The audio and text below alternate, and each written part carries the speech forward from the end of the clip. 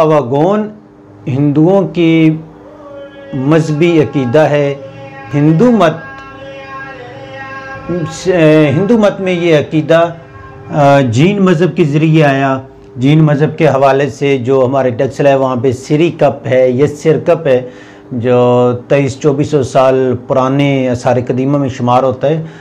वहाँ पे पूरा शहर आबाद था, तो वहाँ पे जीन मज़हब के असरात मिलते हैं। उनकी जो तामीरात थी कुछ मजहबी को दूसरे वहाँ पे लगी हैं, तो उसके हवाले से भी वीलॉग एक मैंने बनाया था।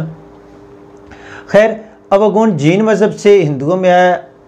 इसका मतलब होता है आना और जाना। हिंदुओं के अकीदे के मुताबिक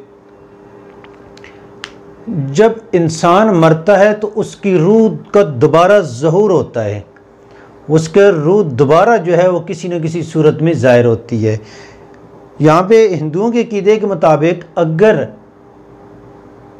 इंसान नेक था, उसकी रूह ने, उसका दिल जो है वो नेक था, रूह नेक थी, तो वो किसी नेक कालब में, नेक दिल में, नेक रूह में ढल के आएगी।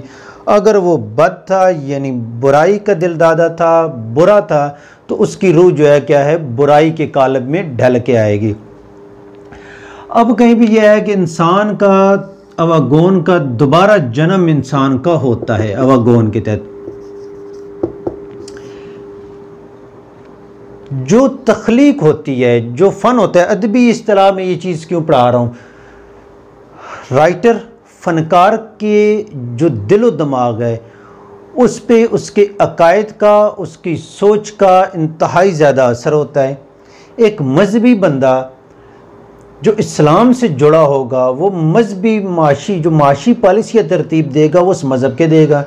एक जो कार्ल मार्क्स का पैरोकार होगा वो कम्युनिज़म के लिए सारा कुछ निकाल के बाहर निकालेगा कि इसी निज़ाम के तहत दुनिया की फ़लाह है, यानी दुनिया में आप पुरअमन ज़िंदगी गुजार सकते हैं और बराबरी और मसावात कायम कर सकते हैं। तो ऐसे ही अवागोन जब एक हिंदू तख्लीकार के जहन पे ये चीज़, इसका अकीदा होगा कि इंसान का दोबारा ज़हूर होगा, तो उसकी तख्लीकात, उसका जो आर्ट है, उसका जो फ़न है, वो इस नज़रिए की उस पर छाप गहरी नज़र आएगी।